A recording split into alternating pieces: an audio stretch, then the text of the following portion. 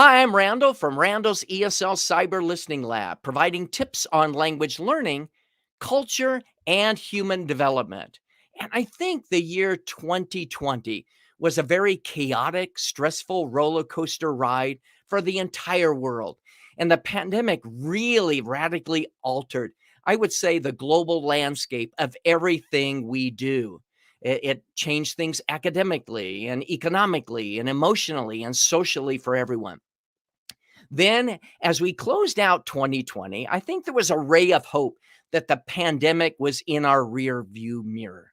However, I think that 2021 surprised us and caused teachers and everyone to constantly reflect and reinvent themselves, their classrooms, their professions, in order to remain relevant in today's world.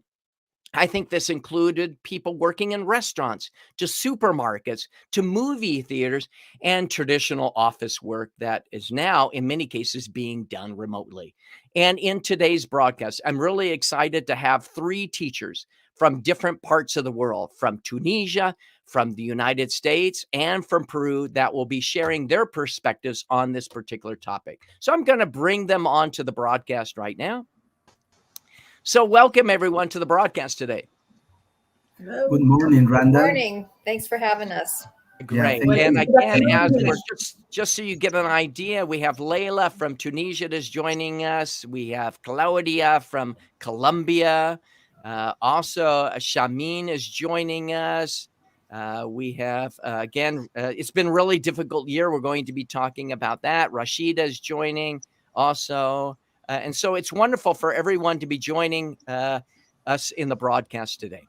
So let's go ahead and get into the actual broadcast and letting our viewers know what we're going to be doing. Number one, we're going to take the time to introduce ourselves briefly so that teachers around the world can get to know you and your teaching situation. We'll also talk about the word that best reflects and captures our experiences from 2021. We'll talk about the greatest challenges to your personal life and to your professional life. And those that are watching, certainly because this is a live broadcast, we hope that you will be sharing your feelings on this particular topic.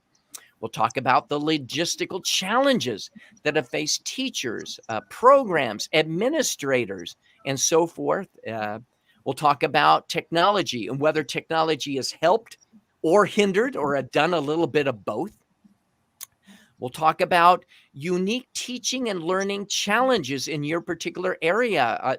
As we examine this particular topic, a lot of teachers wonder, are the ideas being shared today relevant to me in my particular situation? I know that in Tunisia, in the United States, here in Utah, Mary and I can speak to where even in the state of Utah, there are people without running water. And so forth. And we'll find that diversity there.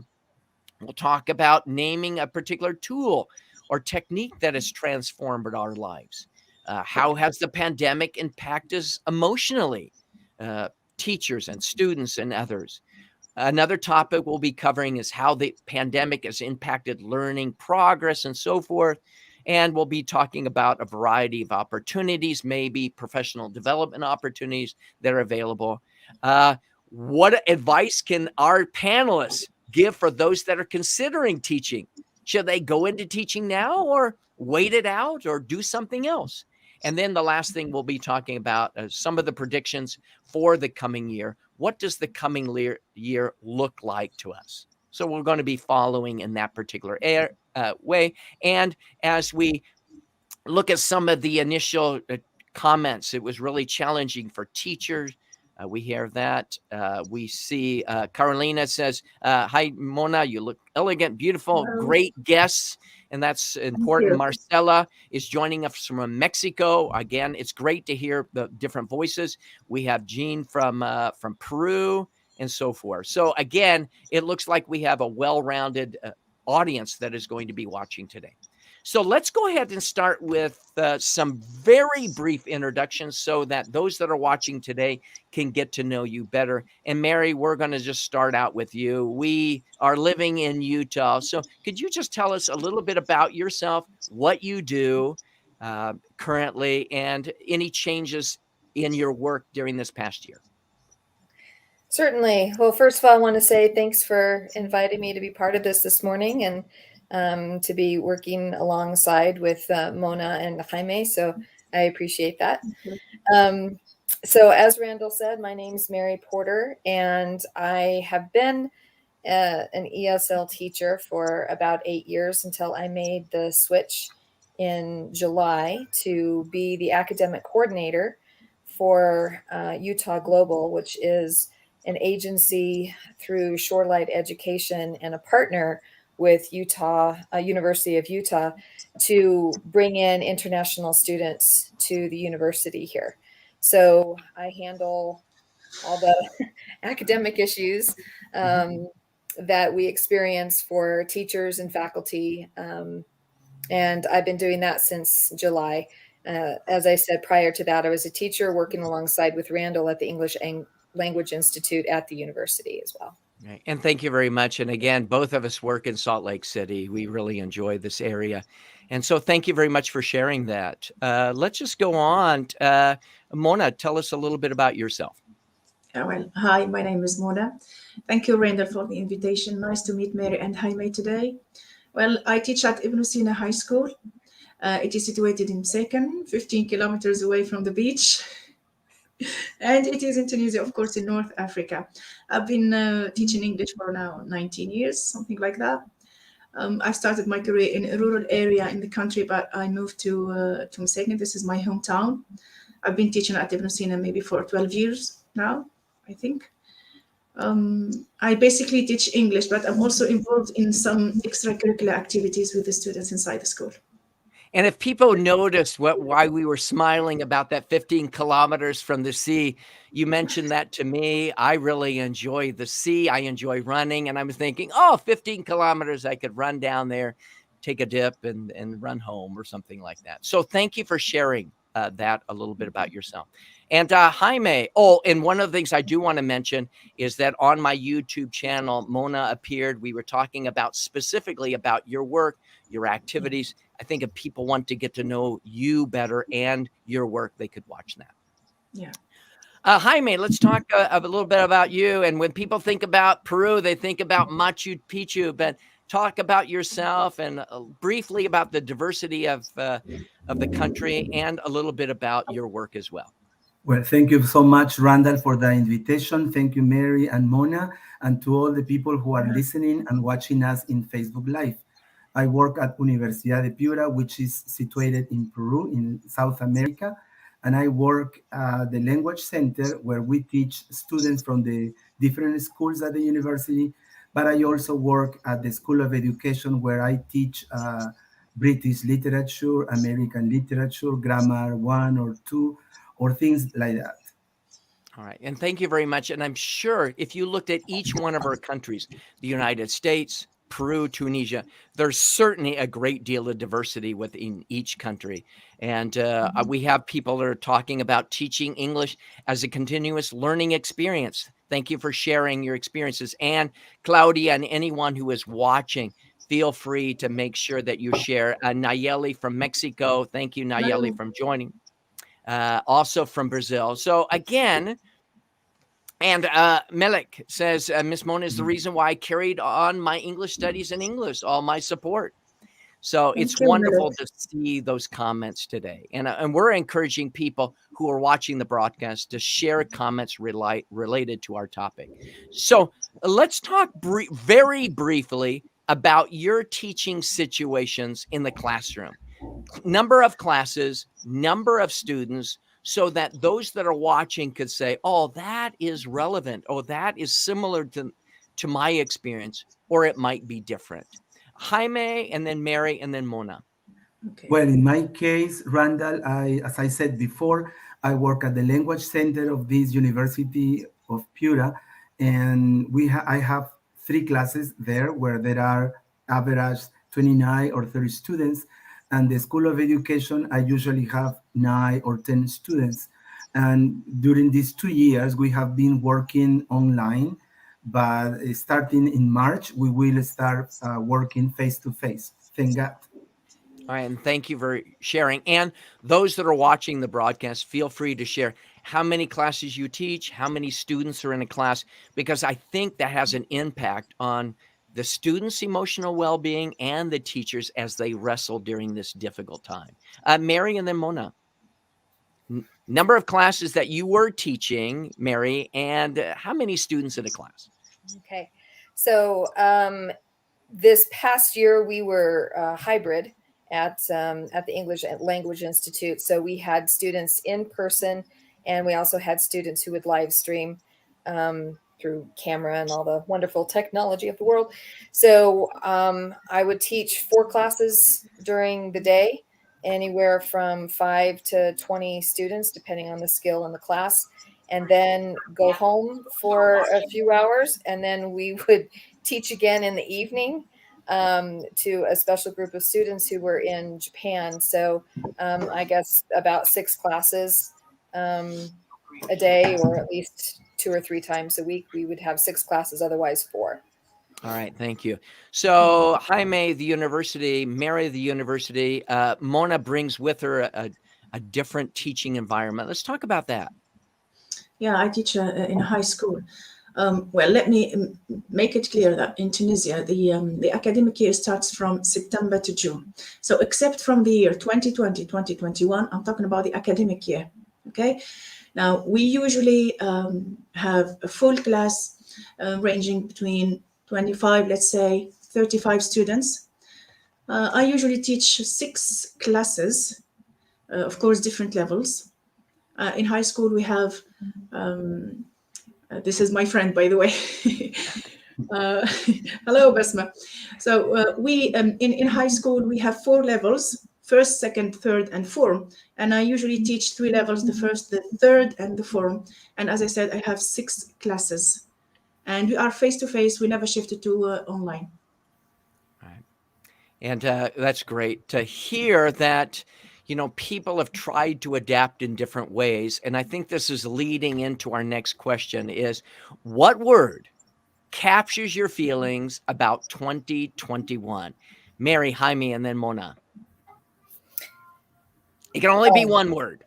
Yeah, challenging. Okay, challenging. Jaime? Gratitude. And gratitude. And then Mouna, what about you? Exhausting. Exhausting. So let's take those ideas when we think about the feelings of exhausting, Mouna, gratitude. That's what Jaime mentioned, and then challenging. What have been the greatest challenges to your personal life, and in what ways has the pandemic changed your professional life, or what has made it difficult? Mouna, could you start us off with whether your personal life or professional life, how has this past year been exhausting? And has it been similar or different in 2020? Well, it was rather teaching on my professional life. Okay, it was rather exhausting. I mean, you know, when I teach 6 classes, I meet every class 3 times a week. So this is the normal. But with 2021, what happened, because we couldn't shift to online and to reduce the risk of getting COVID-19, the government decided to divide these classes, whatever the number of the class is, okay, to divide it into 2 groups. So, and every group has to go to school, or had to go to school every second day. For example, group number 1 goes to school on Monday. Then on Tuesday, it stays at home, and it's group number 2 that goes to school. So what about group number 1? What are they doing on Tuesday when they're not at school? Well, nothing. Well, they relax. But I think that was double faced, I think. So they relax on the second day, but at the same time, there was a cut in their studies. So many of them became lazy, so many became demotivated. Concerning the 4th formers who would be sitting for a national exam by the end of the year in June, that was really demotivating for them. They were stressed out. They were thinking about the curriculum. They were thinking about this cut. You know, they only go to school 3 days a week instead of 6. I know the curriculum was condensed almost to the half, but still, that was very, very exhausting. So if I may talk about my experience as a teacher, At many times of the year, I found myself, teaching the same thing or the same lesson 6 times. For example, I have one level which is third form, but I teach 3 classes divided into 2, so we have 6 groups. I had to repeat the lesson 6 times. Then what was worse was to prepare 12 midterm tests every term. It's a 12 midterm tests. I had to deal with the listening, I had to deal with the language tasks, okay, for 12 groups. That was very exhausting. Did you feel it impacted your ability to teach as well? I mean, you mentioned exhausting. Did you feel that, boy, this is difficult to juggle? It did. All what I was thinking about, when will this stop? When will things be back to normal? I'm ready to teach a whole class, 30 students in a class, rather than teach 15 students or even 10 students in one class and be in this kind of chaotic situation, in fact. Because at many times in the year. And you mentioned also something really important about the number of students. So the total number of students, and you mentioned right before the broadcast about about names. Could you talk about that briefly? About the names. Talked about Mary.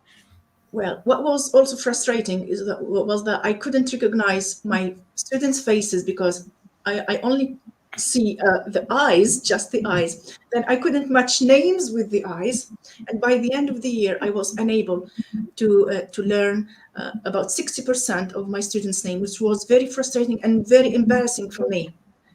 Well, I usually learn the students' names. I usually call them by their names in class. Hello, Ahmed, or hello, Maram, or hello, okay? But I was really unable. I just looked at the students, took a few seconds to recognize the face or to recognize the name, and I failed, okay? That wasn't really nice thing. Yeah, or even in the hallway, when you're walking down the hallway and students are anticipating that you're going to remember their name. Often I think students are wondering, does she remember my name? And that could be really challenging. Yeah. Mary, could you speak to some of your experiences? You mentioned challenging. Yes, I can totally relate to the name situation, Mouna, experiencing the same kind of thing. And I know that when I would go back to the ELI to visit and see students that I had online over the summer, they're like, Mary, and I'm thinking, oh my gosh, who are you? Who are you? Who are you? I can't remember. Oh, is this Akiho? Is this Yuki? Who is this? You know, and of course I remember you. You know. And then, you know, as they start talking about something, then you're like, oh yeah, okay, yeah, I do know that that's who that is. But yeah, not to have that initially is makes it very challenging, very difficult. And you know, while I was teaching, sometimes students don't have their cameras on. Whether they're having a bad day, they're not feeling well, or they just don't want to, and we can't make them. And so you're teaching, sometimes your entire class is a blank screen, and it's very, very difficult for me to teach when I can't see to whom I am teaching. There's, you know, it's already a lack of connection when it's online because it's not in person.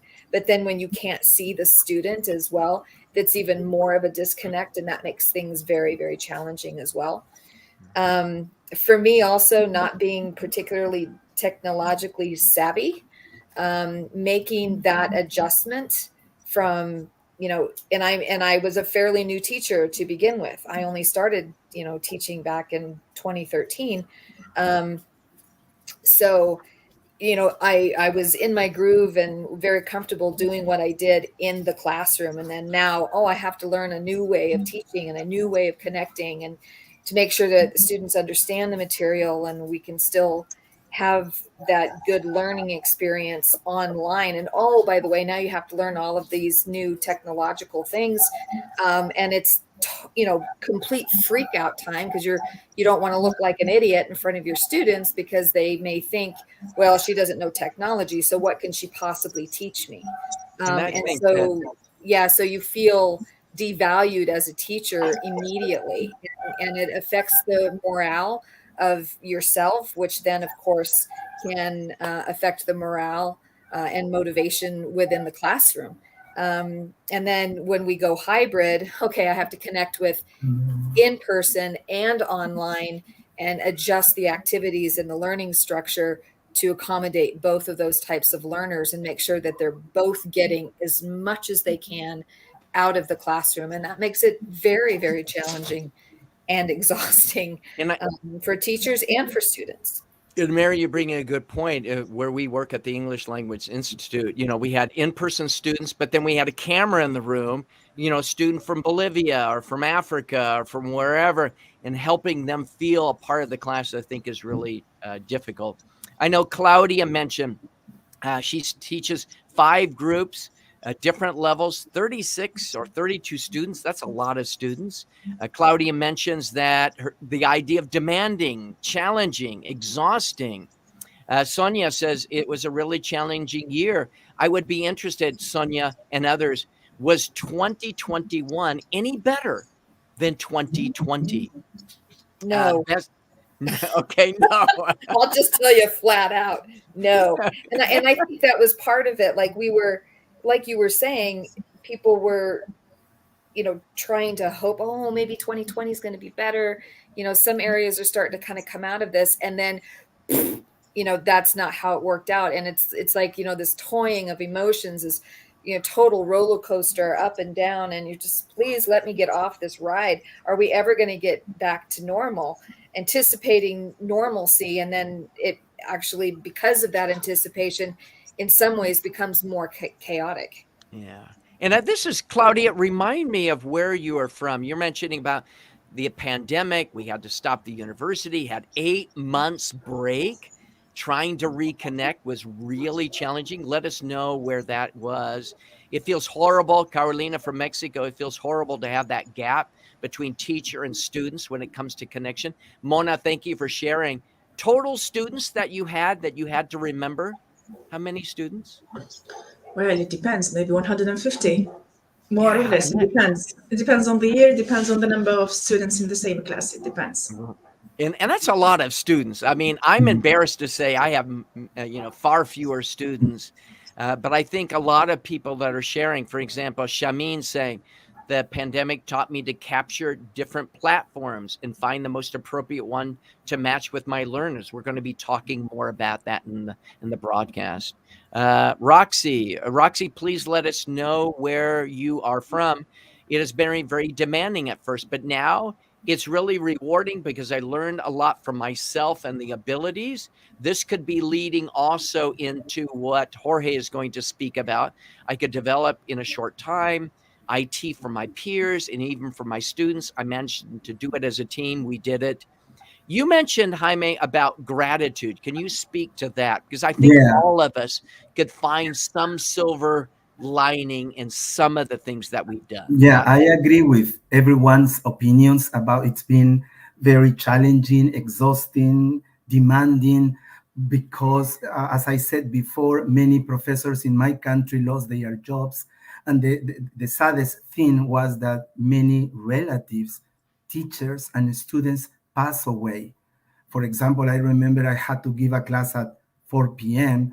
and I learned an hour before that my one of my nephews had died, and I had to give my class. So what I say gratitude, because in spite of thousands and millions of people dying in the world, losing their jobs, not having medicines or hospitals available, we have to think that we are still alive, that we have a job, that we never stop working. Like this lady from Colombia, she said that they had to stop for 8 months. So I guess they didn't get any salary. So the same thing happened in my country with many people. They lost their jobs, they had to stop, or their salaries were reduced. But some of I would say that my university and other universities and schools were privileged because we didn't have any problem at all. What's more, we had more students than before. I guess because many students from very remote areas could attend classes virtually and they could just continue with their classes normally. So that's why, because they were not normal. Something that we haven't mentioned is emotional state. I sometimes finish my classes at 10 p.m. and I wanted to cry because I had classes from 7 a.m. up to 1, and then from 6 to 10 p.m. So I had to have my dinner between my classes. Like I had 10 or 20-minute break to have my lunch. So that's why I say that I agree with Mona's, Mary's, and the people who are mentioning their point of view, but I think that we always have to be grateful for what we are, what we have. Yeah. I agree. And I appreciate that. And one of the things that, as you become vulnerable, again, we've had several comments from people talking about their experiences. Claudia, again, from Colombia, says, we are very grateful in Colombia. Exploring virtual tools has been helpful to heal. I like that. I like that idea of healing, because a lot of times people, when you lose that connection and maybe reestablish connections in different ways, I think that's really important. A new chapter. Yeah. Sonia says, hey, I don't think 2021 is any better. That can be really hard. I think, Mary, you were saying the same thing. Jaime says, Carolina says, Jaime is right. It's an opportunity for students to reach out and so forth. Claudia mentions different virtual platforms have helped. And one of the things that recently one of my children said is, Dad, life sucks. And I have to really say that there are many cases. And Mary, you mentioned about a sign in your office. What was that? Yes, the sign in my office says, I can't adult today. And there are times when I want that tattooed on my forehead, just leave me alone for 5 minutes. I cannot adult right now. Just go away. And I appreciate the vulnerability that everyone has shared. And I think what I'd like to do is slowly transition to other topics that can help people find maybe some hope and some techniques that can help them into the coming year. And let me ask you just briefly, what were some of the logistical challenges that you, your students, or parents faced during the pandemic? Mouna, you spoke to that a little bit about coming every other day and so forth. Jaime, anything specific in Peru Well, about the logistic challenges, not only in your area, but the country as a whole? yeah, many teachers, I have lots of friends in Peru, and they transformed their bedrooms into classrooms. And they had to deal with children where mothers kept on being mothers, but at the same time, they had to cook, and at the same time they had to teach, and at the same time they had to open the door because somebody was knocking or they were answering the phone. And I guess again that emotional state has to do a lot with pandemic. The logistical challenge was that if it was hot and you didn't have air conditioning or a fan, you had to deal with that. So the most important, I would say, that for teachers in Peru was to adapt and adapt their bedrooms and change them into classrooms, put blackboards or posters, and create new things for their lessons. And I think that's a real challenge because, as you mentioned, many classrooms really took place in people's kitchens and people's bed. Yes. Like right now, it looks like I'm in a beautiful studio, but I'm in my grandson's bedroom, here at home. If I turn on my virtual screen, I think many ways it's, been a real challenge.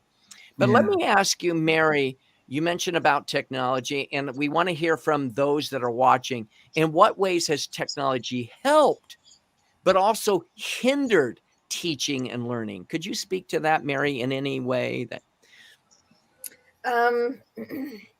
Yes. I mean, you spoke a few minutes ago about that hybrid learning and so forth. That I think, I think every day I walked into the classroom, it was, at least in the beginning, it was, well, at least we still have the camera. So for the students who can't be here in person, thank goodness we still have this opportunity to help them reach their goals, even though they can't be here.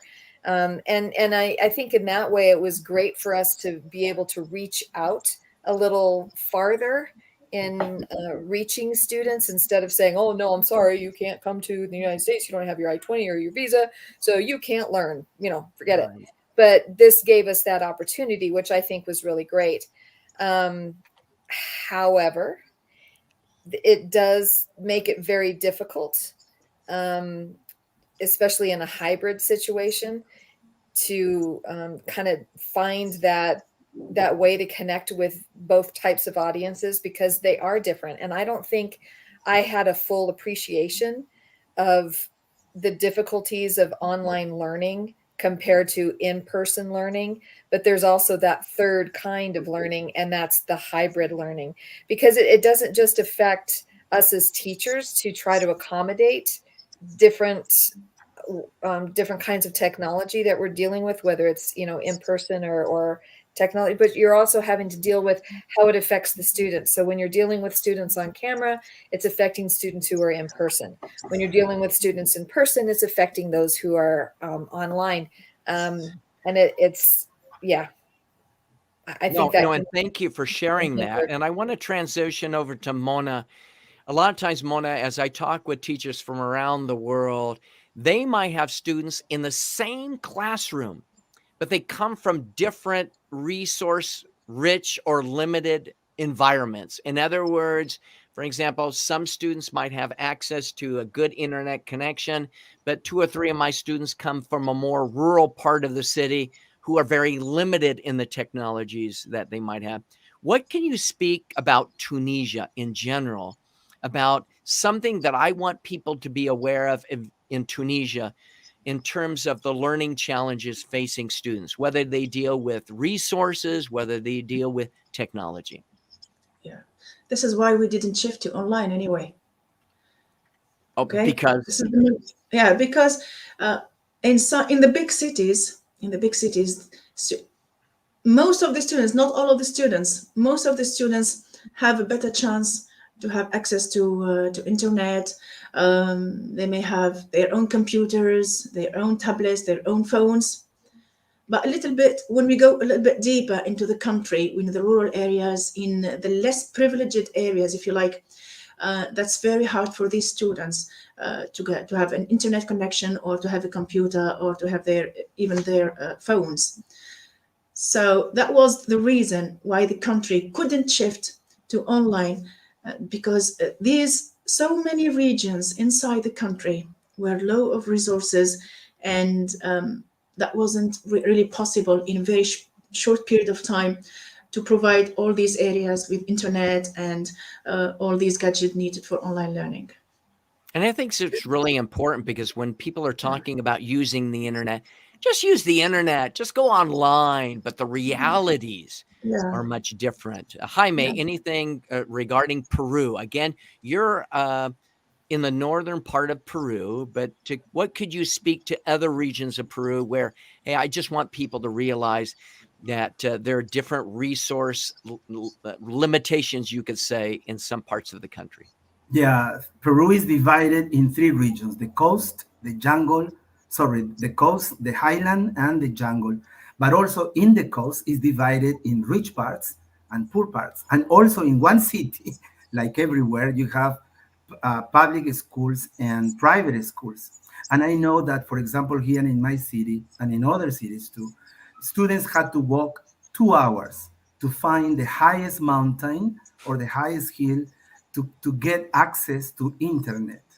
Yes. There were some wonderful teachers who got their motorcycles or their bicycles, and they went from house to house teaching their students.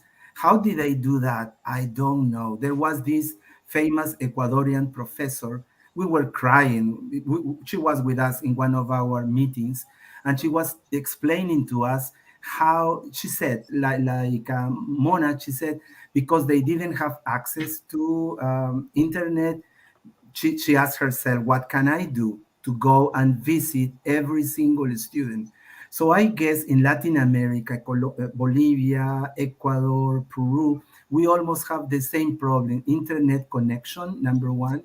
Number two, the big difference between public schools and private schools. And also Yeah, and also the families who live only with the mother, or there is a big number of children. So that made more difficult the learning. I would not say the teaching, because the teachers were teaching, but the learning is the problem.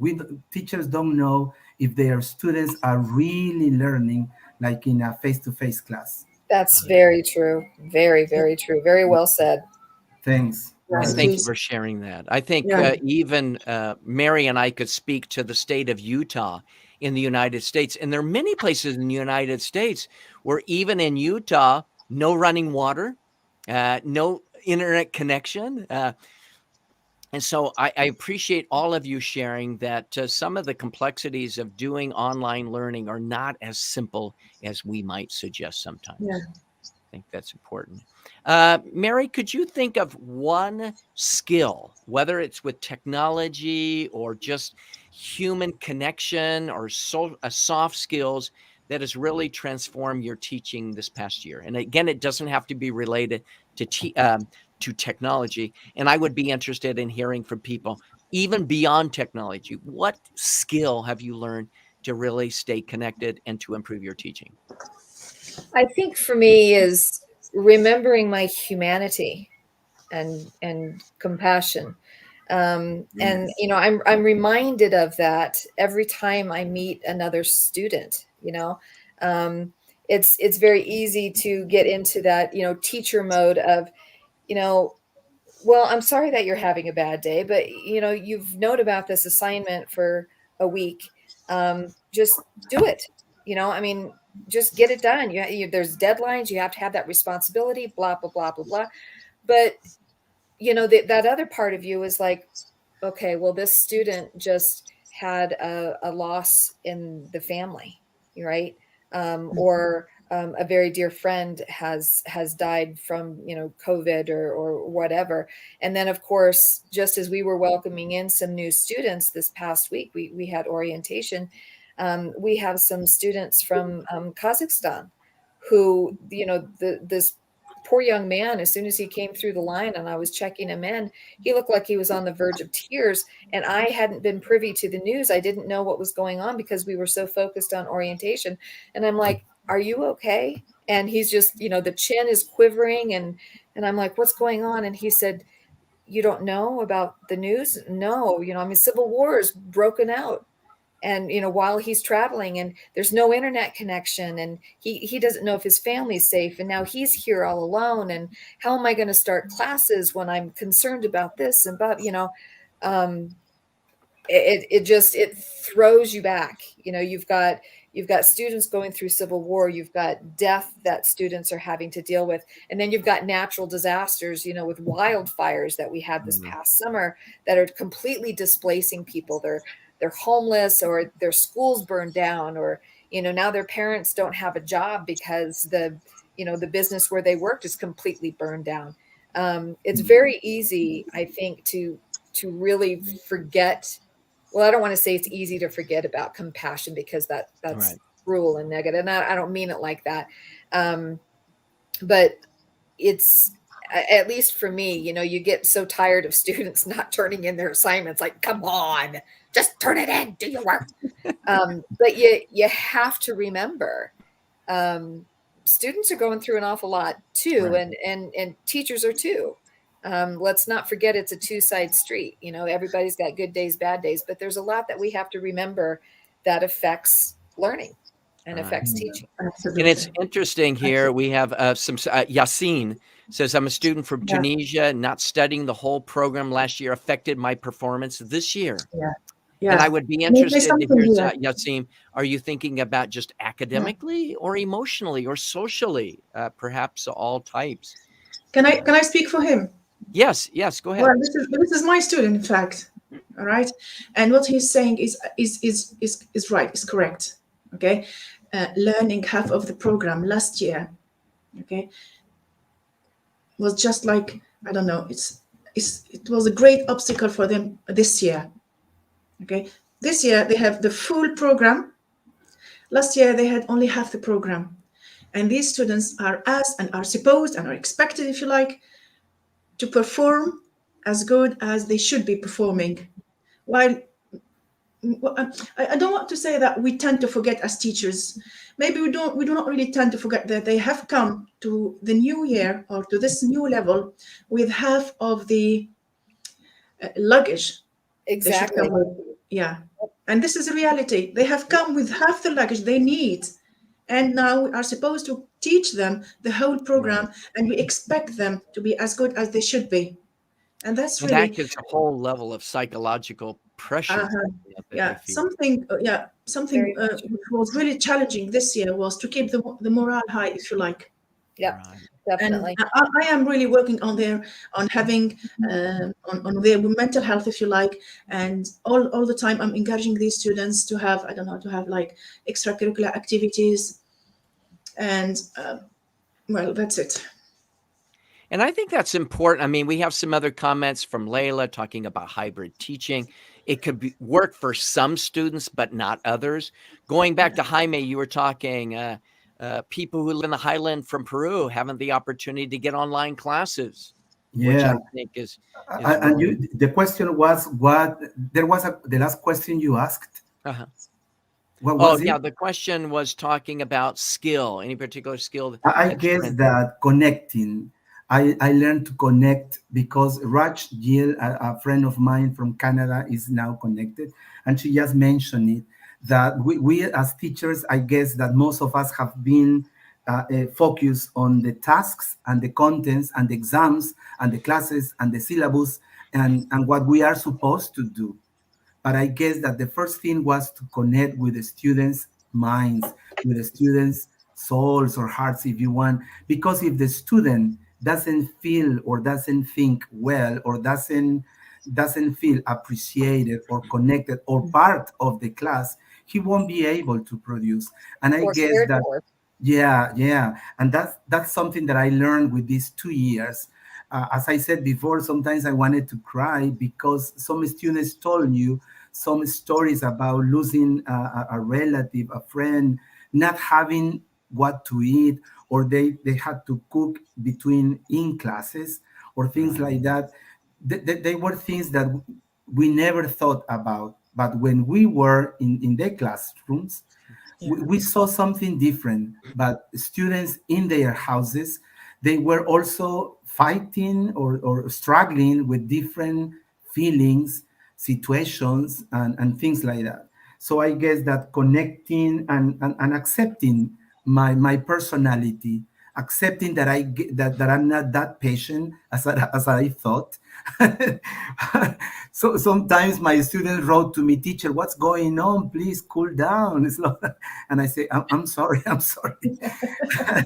And I guess that's what happened to Mona, right? Because she had to repeat and repeat 6 times the same thing. Wow. Yeah. So and accept that we are vulnerable, that we are teachers, that we could be masters or PhD, but before that, we are human beings. Yeah. Beautifully said. Yeah. And I think for me, again, we have some other ideas of mindfulness has been important to me. Empathy and self-care has been important. Shamim mentions being patient with my students with student problems. Yeah. Again, people are saying hello to different people. Focusing on connection is important. Being open-minded. I mean, a lot of these, I mean, there are a lot. I can't even read all of these comments that are coming in about, I couldn't read their body language, and that was really important in learning. Yes. Edison Santa Cruz from Ecuador. Very much. Many thanks, Jaime, for sharing those thoughts. There is a human being behind every student. And one of the things I've really enjoyed, like Jaime, you and I met January of last year at a conference in Bolivia. Yes, Mona, we you do. and I met in 2020 online. We Yes. presented at International TESOL together. Mary and Yes. I have worked for many years together. And I think Connections. the idea of human connection for me is probably one of the greatest things that has come out of the pandemic. Let's a couple of last things before we wrap up. We have many questions, but I want to talk about a couple of things. In what way were you able to maintain your sanity during the pandemic? What do you do outside of teaching to just decompress? Okay, Jaime, what is that? What is that? With my microphone, my karaoke. One of the one of the things that helped me a lot, dear Randall, Mona, and Mary, was singing. I was singing, of course, drinking a glass of wine, just a glass, reading, watching Netflix, running, running, and the best thing was connecting. I started these international meetings, and I met lots of friends in different parts of the world, just like you, Randall, and that kept me alive. That demonstrated me that I was not the only one who was suffering.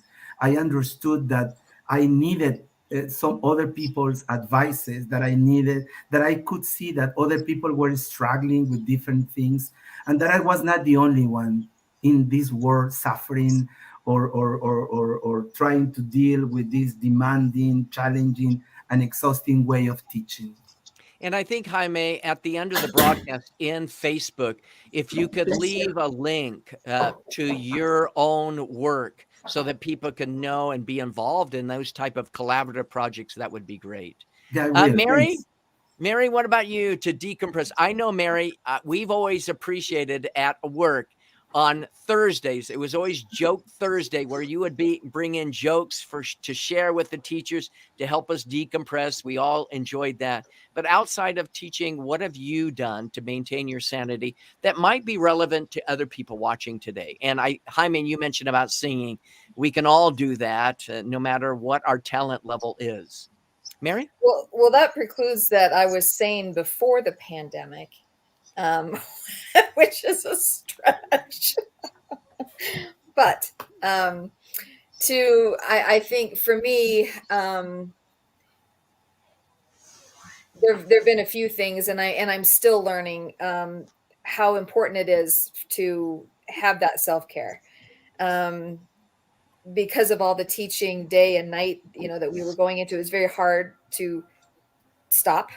Right. I have so many students to take care of and make sure that they're having a good experience and feel that they're connected. And when you're teaching at home too, it's like it just runs into your personal life. And so it can be difficult to find that line of where I need to stop. So for me, I just got my first house ever. And I have a huge garden, and I've never enjoyed gardening before. I like the result. I just don't like the work because it's a pain. But I found in the fall that, just cleaning it up, because the prior owners just kind of let it go to jungle. I found solace in that. Getting my hands in the ground and making it nice. And it was very satisfying to see the result. Like, oh, I know I'm going to have to do this all again in the spring to clean it up again after the winter, but look at this and look at the potential and planting flowers that I hope will bloom in the spring and be able to see that. It kind of gives me that hope. Like I hope they come, and hope has been such a precious commodity, I think, as of late. So to have that, I think, helps. And I've played the piano for a number of years. I don't want to say for how long, because I'll totally date myself, but that has been, music is my therapy. And playing the piano does that for me. It's very peaceful for me. It helps me connect within my faith. It helps me connect to just sanity. It's therapy for me. Playing the piano does that for me. It's very peaceful for me. It helps me connect within my faith. It helps me. Are you hearing your voice? I am.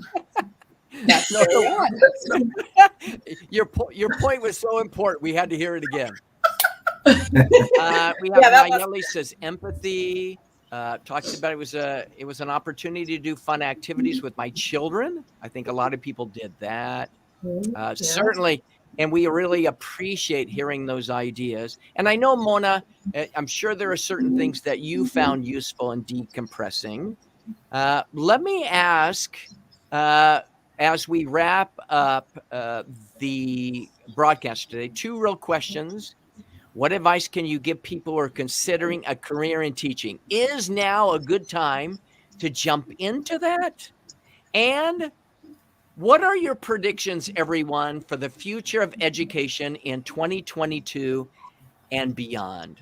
Mona, could you speak to either one of those questions? What are your hopes for the coming year? And what about advice for people thinking about going into teaching? Good time, bad time? Any thoughts on those two questions?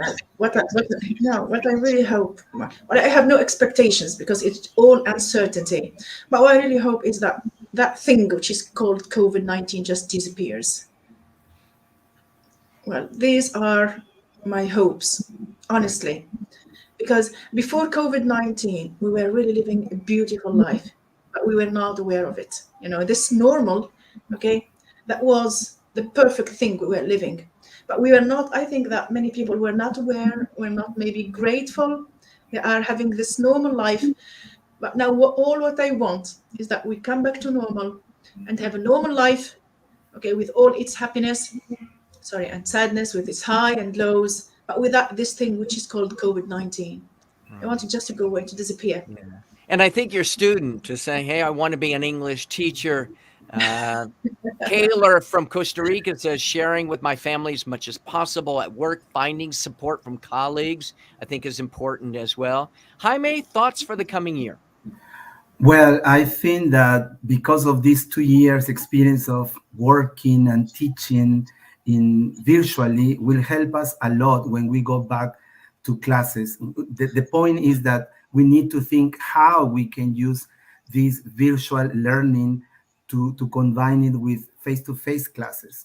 And about the first question, if it is a good time to be a teacher, of course, if you love helping other people, if you are concerned about the emotional state of others, if you have empathy for other people, if you want to support and give advice and help other people, you are in the right way to be a teacher. Great, thank you. And Mary, any last thoughts to close out our broadcast for today? What are your predictions for the future of education and beyond?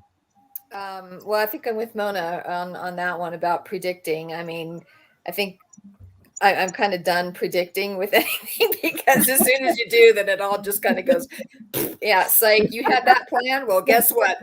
Deal with that.